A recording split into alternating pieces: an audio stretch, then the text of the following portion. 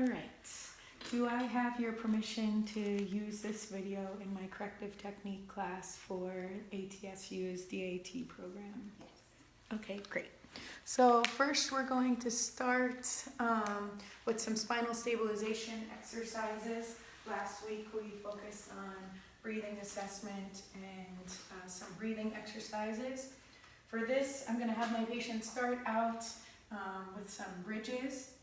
First, we're going to go over and make sure that they understand how to engage their core properly by hollowing out. So I'm going to give the cue of squeezing the belly button into the spine to hollow out that way and having a flat back while maintaining good belly breathing as we discussed last week. So go ahead and you're going to bridge up. Good, and slowly down. Go ahead again. Good, all the way up. Good. Then we can progress to single leg. So I'm going to have you extend this leg out. And, yep. Again. Good. Let's go ahead and switch legs. Keep this leg out straight.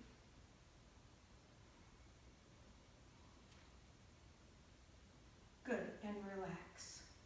So again, this is a good way to integrate some of that core activation while we're focusing on spinal stability, while we're getting the hips involved.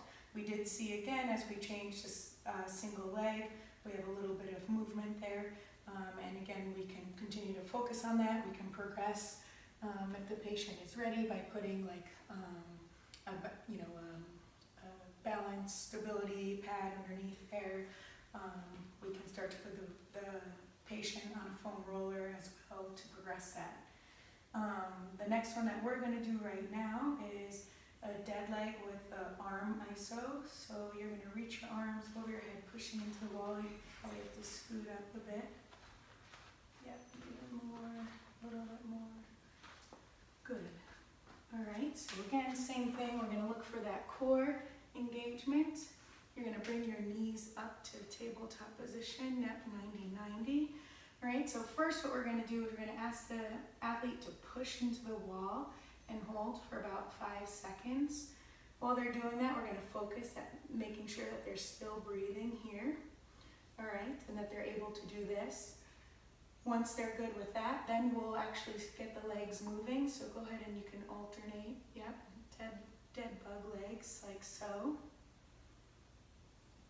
Good. We're looking to see that they're continuing to maintain that. Good. You can relax now. Thanks. And then another way that we can progress that as well is we can add this band. And you want to put your hand in through there. That's easier to hold. So kind of like a calf press, dead bug exercise. So this is actually going to be held out straight in front of you. Good. And let's go ahead and bring those legs up. We want enough resistance so the patient is doing like an anti-rotation. We're going to still be focusing on that core engagement, the breathing as well, and we have the dead bug legs going. If this is easy, they can actually start to add the calf press to it, so you can bring your arms in. Good. They just have to find a good rhythm with the legs, yeah. But the exercise technique is there. Good, go ahead and relax. We can then have the person go to standing. Now we can progress to the Palloff press. So we're going to start here. And you're going to just start with the arms. Yeah. So we want to make sure that, again, the core is engaged, a nice neutral spine, and that the arms stay straight out in front. Go ahead and bring. Good. Perfect. You don't have to use my words. And then, if that's easy, we can actually add a lateral walkout. Yep. Go ahead. And same thing. We're going to focus on good, strong core. All right. Good. And start to come back towards me.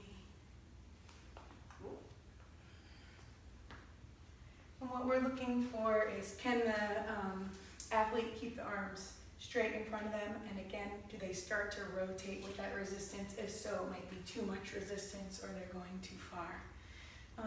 Another exercise that we'll go to now is if you can go down into a regular forearm plank.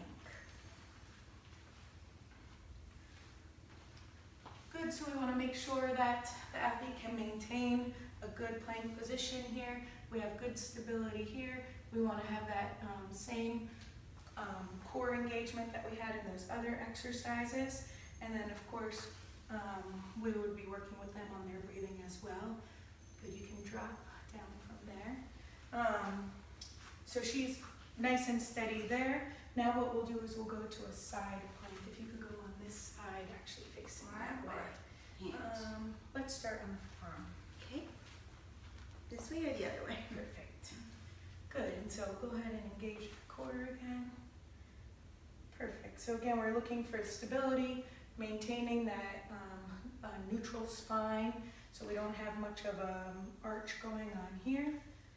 Good, and then go ahead and progress up onto your hand if you can.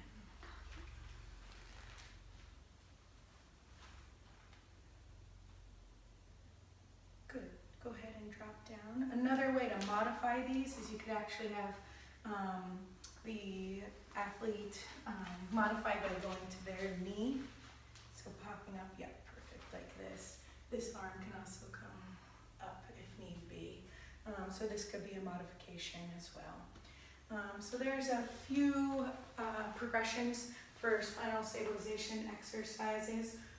If I wanted to manipulate the exercises more, I would challenge by, again, changing the base of support or center of gravity. I really like to use TRX. I don't have one here, but that's something I use a lot in the clinic. And then again, a lot of the balance things that we've talked about before, like the Bosu walls or the balance pads are always really helpful, and resistance bands. Thank you.